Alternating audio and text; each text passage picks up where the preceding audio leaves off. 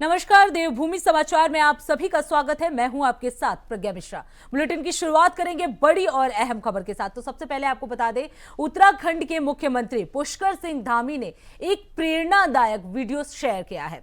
आपको बता दें, इस वीडियो के जरिए उन्होंने लिखा है कि शौर्य तेज संयमश्च यत्र भारत सैनिका विजयम तेषु नित्य स्यात् जयतु भारत माता, जिसका अर्थ है जहां भारत की सेना है वहां शौर्य है, तेज है और अनुशासन है, और हमारे वीर सैनिकों को सदा विजय प्राप्त हो। जय हो भारत माता की। वाकई हमारी सेना का पराक्रम, अनुशासन और समर्पण ही देश की असली ताकत है। आइए अब हम सब मिलकर सलाम करें उन सभी रणबांकुरों को जो सीमाओं पर डटे हैं ताकि हम चैन से जी सके। तो आपको बता दें, भारत ने ऑपरेशन सिंदूर के जरिए बड़ा अंजाम दिया है। पाकिस्तान में घुसकर वहां के आतंकवादी ठिकानों को निशाना बनाया, उस पर हमला किया। सीएम धामी ने इसे ही लेकर एक प्रेरणादायक वीडियो जो है वो शेयर किया, जिसमें उन्होंने जितने भी सैनिक इसमें पार्टिसिपेट किए थे उनको धन्यवाद दिया और कहा उनकी वजह से ही भारत जो है वो सुरक्षित है और चैन की नींद जो है वो सो रहा है। तो 9 आतंकी शिविरों पर भी एयर स्ट्राइक जो है वो किया गया।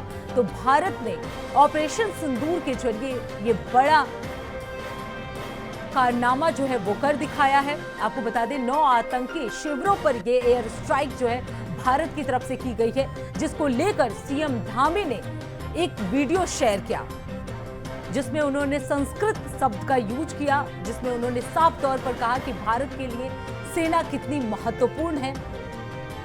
हमारा देश जो है इन सेना की वजह से ही आज सुरक्षित है। तो उन्होंने साफ तौर पर यह संदेश दिया कि किस तरह वीर सैनिकों ने हमारे लिए इतना बड़ा कार्य किया। भारत की सेना है जहां शौर्य है, तेज है और अनुशासन है। तो भारत की सेना के बारे में बखान करते हुए सीएम धामी ने ये वीडियो शेयर किया। एक भावुक वीडियो जो है सीएम धामी की तरफ से शेयर किया गया है, जिसका अर्थ है जहां भारत की सेना है वहां शौर्य है, तेज है और अनुशासन है। तो आपको बता दें, ये सीएम धामी की तरफ से ये वीडियो जो है वो शेयर किया गया है। उन्होंने कहा है कि हमारे वीर सैनिकों को सदा ही विजय प्राप्त हो, और इसके साथ ही उन्होंने ये वीडियो जो है वो शेयर किया।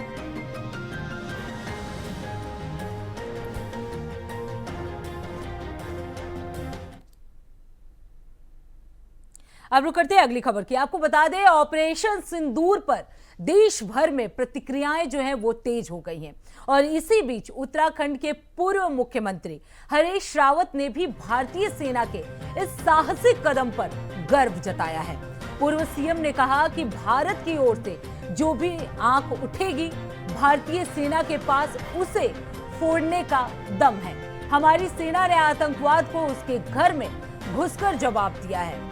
तो आपको बता दें, हरीश रावत का ये बयान जो है वो सामने आया है, जिसमें उन्होंने ऑपरेशन सिंदूर को लेकर ये बड़ी बात कही। उन्होंने कहा, ऑपरेशन सिंदूर उन बहन बेटियों के सम्मान की रक्षा है जिनके सिंदूर पर दुश्मनों की नजर थी। हरीश रावत ने चेतावनी देते हुए कहा कि अगर पाकिस्तान अब भी बाज नहीं आया तो अगली बार हमारा निशाना सिर्फ आतंकी अड्डे नहीं होंगे, बल्कि वो हर स्थान होगा जहां भारत को चोट पहुंचाने की साजिश रची जाती है। तो पूर्व सीएम हरीश रावत का ये जो है वो बयान सामने आया है ऑपरेशन सिंदूर को लेकर। उन्होंने ये बड़ा बयान दिया है, कहा है कि ये ऑपरेशन सिंदूर उन सभी बहनों का है जिन्होंने अपना सिंदूर खोया, जिनके सिंदूर पर दुश्मनों की नजर थी।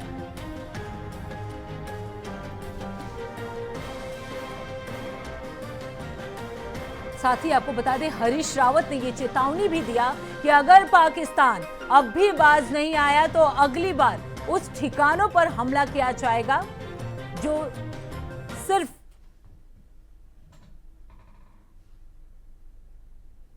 बकअप इंडियन आर्मी आपने फिर से स्थापित कर दिया। भारत की तरफ जो भी आंख उठेगी, उस आंख को वो कहीं हो फोड़ने का हम दम रखते हैं। भारत दम रखता है। आपने हमारे गौरव को ऊंचा उठाया।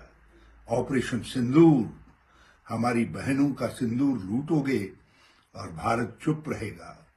हमारी सेना ने दिखा दिया कि आतंक और आतंकवादी कहीं हों, दुनिया के किसी कोने में हों, हम वहां भी उनको नहीं छोड़ेंगे।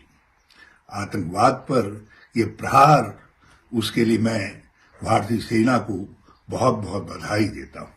हम सब एक हैं, सारा भारत एक है। हमें उम्मीद है यदि पाकिस्तान ने कुछ और हठधर्मी दिखाई तो फिर हमारा लक्ष्य अब केवल वो मस्जिद सुभान अल्लाह नहीं होगी जहां से आतंक की ब्रीड पनपती थी, जहां से आतंकवादी तैयार करके भारत के अंदर चाहे संसद भवन हो, चाहे बॉम्बे हो या कहीं भेजे जाते थे। आज जैश के हेडक्वार्टर पर हमला करके भारतीय सेना ने जैसे मोहम्मद जैसे आतंकी संगठनों को चुनौती दी है कि या तो दुम दबा करके कहीं बिल में घुस जाओ, नहीं तो तुम्हारा अब कोई ठौर नहीं है, तुम्हें कोई नहीं बचा सकता है। मैं भारतीय सेना को इस पराक्रम के लिए बहुत बहुत बधाई देता हूं। अब रुक करते हैं अगली खबर की। देहरादून से जुड़ी एक और बड़ी खबर आपको बता दें, चार धाम यात्रा को लेकर प्रशासन जो है वो पूरी तरह से तैयार हो चुका है। यात्रा सुचारू रखने के लिए कई तरह के वैकल्पिक मार्ग जो है वो तैयार किए गए हैं। आपको बता दें 43 वैकल्पिक मार्ग जो है वो तैयार कर लिए गए हैं। लोक निर्माण विभाग ने 4 जिलों से जुड़े मार्गों को भी इसमें शामिल किया है। पौड़ी, रुद्रप्रयाग, चमोली और टिहरी को भी इसमें शामिल किया गया है। आपको बता दें बैकअप के तौर पर ये कई रास्ते होंगे, ये रास्ते जो हैं जिनका इस्तेमाल किया जाएगा। तो सिर्फ केदारनाथ धाम के लिए बनाए गए हैं 12 मार्ग।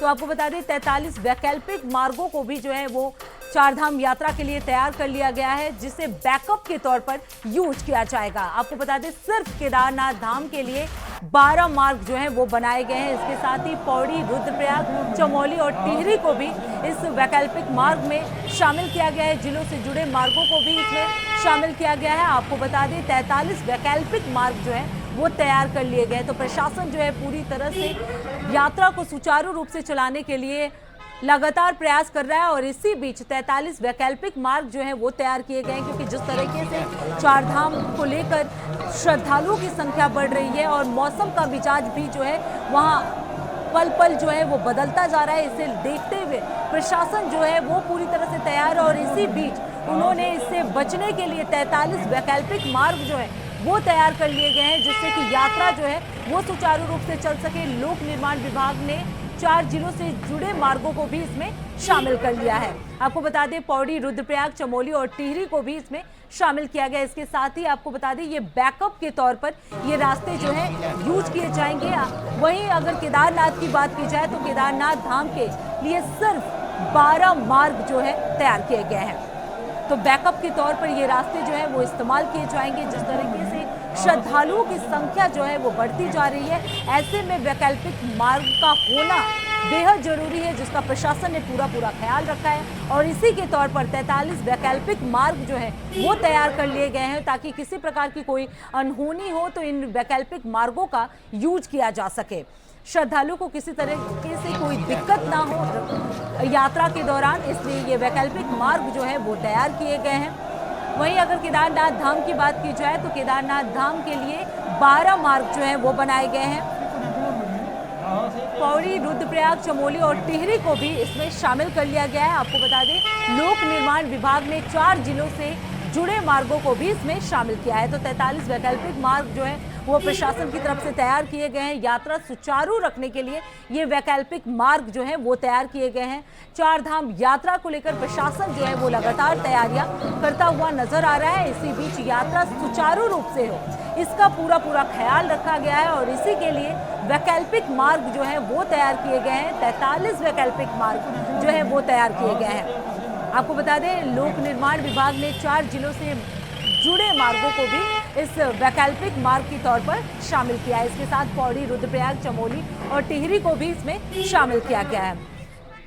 तो ये जो वैकल्पिक मार्ग है उसे बैकअप के तौर पर यूज किया जाएगा। ये रास्ते जो है वो बैकअप के तौर पर यूज किए जाएंगे, ताकि अगर कोई अनहोनी होती है या कोई इस तरह का सिचुएशन होता है, कोई घटना होती है, तो इन वैकल्पिक मार्गों का यूज किया जा सके और यात्रियों को सुरक्षित वहां से निकाला जा सके।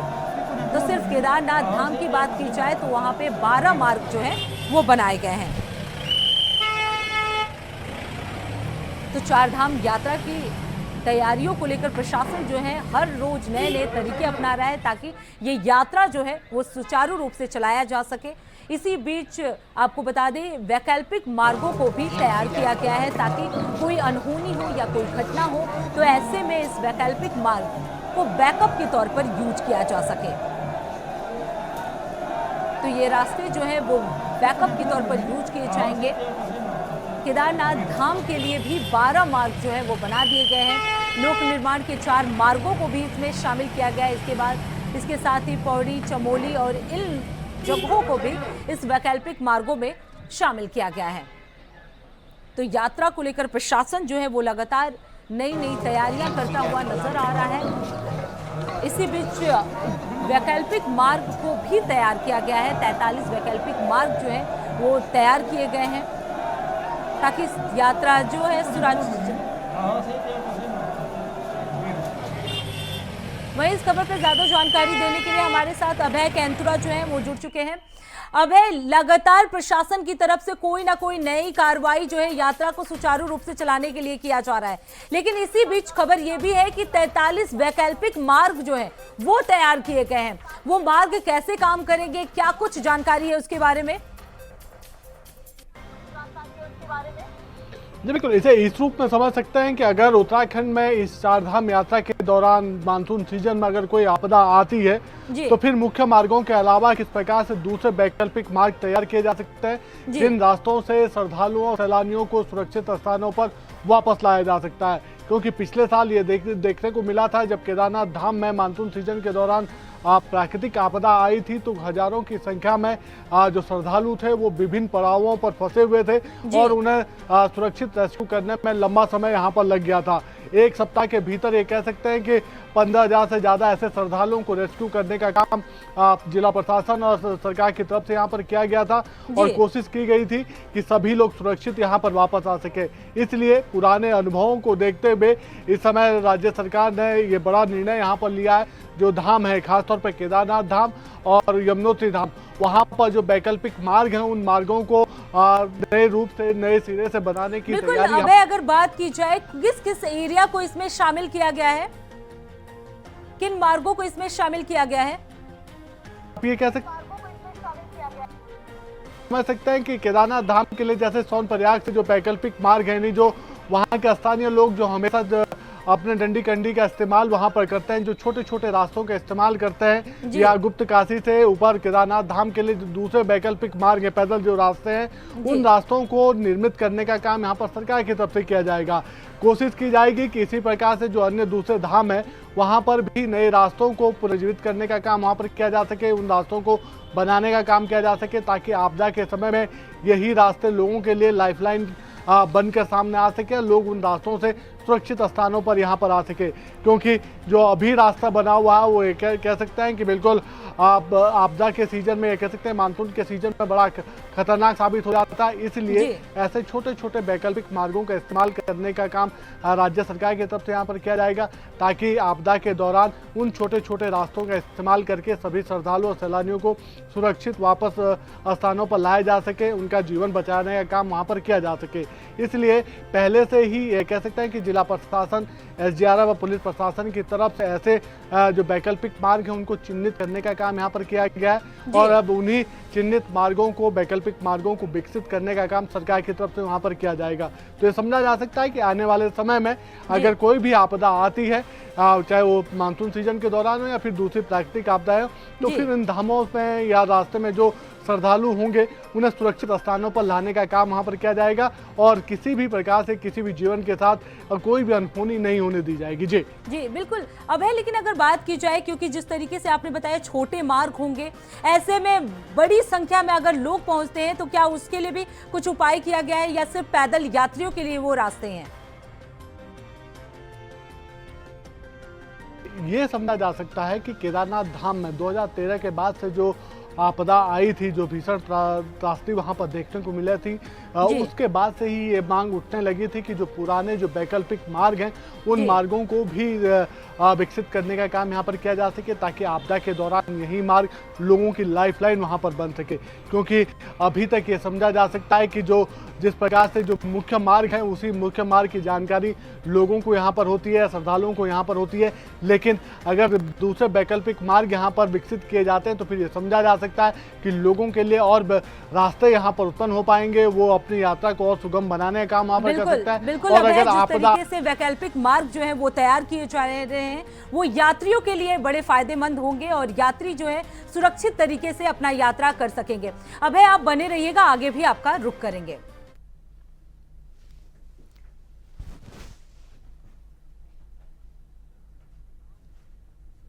अब रुक करते हैं अगली खबर की। देहरादून से जुड़ी एक और बड़ी खबर आपको बता दें, प्रदेश के मौसम का अपडेट जो है वो चेंज हुआ है। आपको बता दें, तेज रफ्तार हवाओं से कई जगह पेड़ जो है वो गिर चुके हैं। वहीं बारिश से धुंध में जल भराव की स्थिति जो है वो बढ़ सकता है। नदियों गदेरों का जल स्तर जो है वो बढ़ गया है। आपको बता दें, देहरादून में पुलिस ने देर रात इसे लेकर अलर्ट भी जारी कर दिया है। गिरे पेड़ों को फायर ब्रिगेड ने हटाया। वहीं देर शाम झमाझम बारिश देखने को मिली। आज भी बादल जो है वो छाए रहेंगे। तो वहीं आपको बता दें, बारिश से गेहूं की फसल को भी नुकसान हो रहा है। तो गिरे पेड़ों को लेकर फायर ब्रिगेड जो है वो तैनात रहा, उस पेड़ों को हटाया गया। तो देहरादून में देर रात पुलिस ने इसे लेकर अलर्ट जो है वो जारी कर दिया है। जल भराव की स्थिति जो है वो बनी हुई है। हो सकता है नदियों का जल स्तर भी जो है वो बढ़ जाए। तो बारिश से दून में जल भराव की स्थिति जो है वो बन गई है। तेज रफ्तार हवाओं से कई जगह पेड़ भी गिर गए हैं और लगातार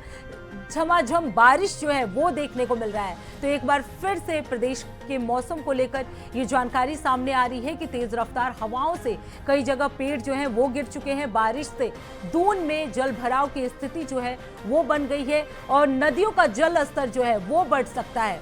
इसी को लेकर पुलिस ने देर रात अलर्ट भी जारी कर दिया। आपको बता दें, गिरे पेड़ों को फायर ब्रिगेड के द्वारा जो है वो हटाया गया। देर शाम तक झमाझम बारिश जो है वो होती रही। वहीं आज भी बताया जा रहा है कि मौसम जो है वो बदला रहेगा।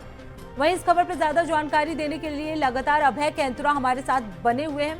अभय, क्या कुछ अपडेट है मौसम को लेकर देहरादून में?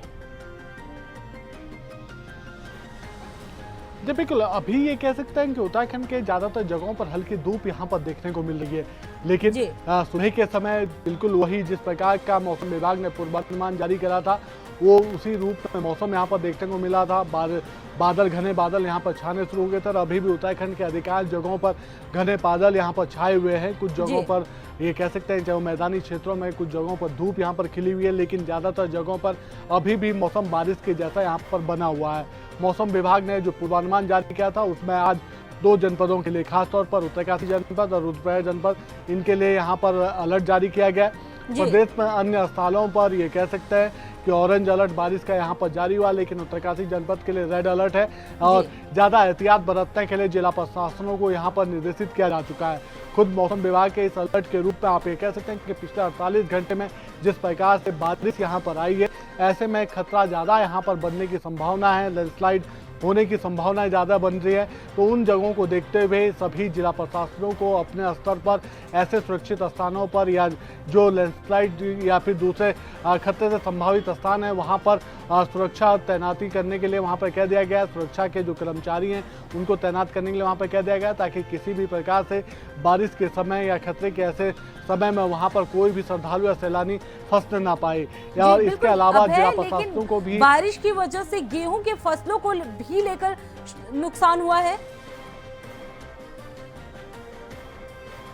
इसके लिए ये कह सकते हैं कि मौसम विभाग ने जो पूर्वानुमान जारी करा था उसके बाद खुद कृषि विभाग और उद्यान विभाग ने एक निर्देश यहाँ पर जारी करे अधिकारियों को कि जहाँ पर भी ओलावृष्टि या फिर अतिवृष्टि की संभावना बनी हुई है, जहाँ पर पूर्वानुमान है, तो वहाँ पर किसानों को अलर्ट रहने के लिए कह दिया गया है। लेकिन अगर कहीं पर ज़्यादा नुकसान फसलों को हुआ तो फिर उस नुकसान का आकलन करने के लिए भी भी जो विभागीय अधिकारी कर्मचारी हैं वो फील्ड में तैनात हैं और उस नुकसान का आकलन यहाँ पर किया जा रहा है। लेकिन बिल्कुल बिल्कुल अभय, जिस तरीके से आपने बताया कि लगातार प्रशासन की तरफ से स्थिति को मैनेज करने के लिए कार्य किए जा रहे हैं, क्योंकि लैंडस्लाइड्स हो सकते हैं और जिस तरह से बारिश जो है वो लगातार हो रही है, उसको लेकर प्रशासन जो है वो पूरी तरह से अलर्ट है। बहुत बहुत धन्यवाद अभय इस खबर पर विस्तार से जानकारी देने के लिए।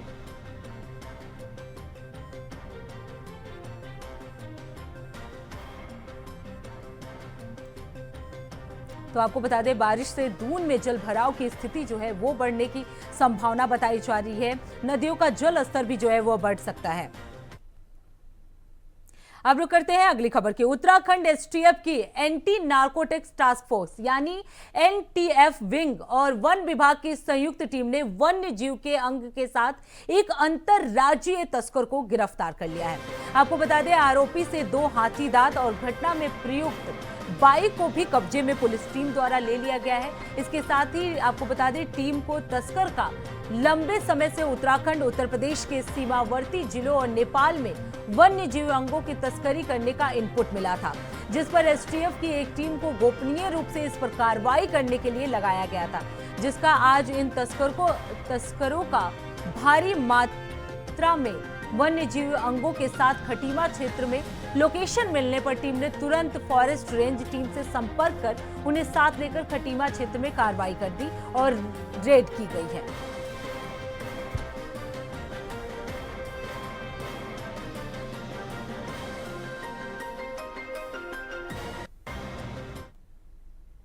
अब रुक करते हैं अगली खबर की। खबर देहरादून से है, जहां रेस्क्यू टीम द्वारा तत्काल कार्रवाई करते हुए बदोही सुसाइड पॉइंट के पास लगभग 200 मीटर गहरी खाई में फंसे घायल युवक को निकालकर सुरक्षित बाहर लाया गया और लगभग 2 किलोमीटर पैदल मार्ग तय कर घायल को सड़क मार्ग तक लाया गया। आपको बता दें, घायल को जिला पुलिस और 108 एम्बुलेंस सेवा के तहत उसे भेज दिया गया है, अस्पताल में भर्ती करा दिया गया है। तो आपको बता दें, युवक ने पहाड़ी से छलांग लगाई थी, जिसका एसडीआरएफ टीम ने सफल रेस्क्यू कर लिया है। घायल को अस्पताल में जो है वो भर्ती करा दिया गया है।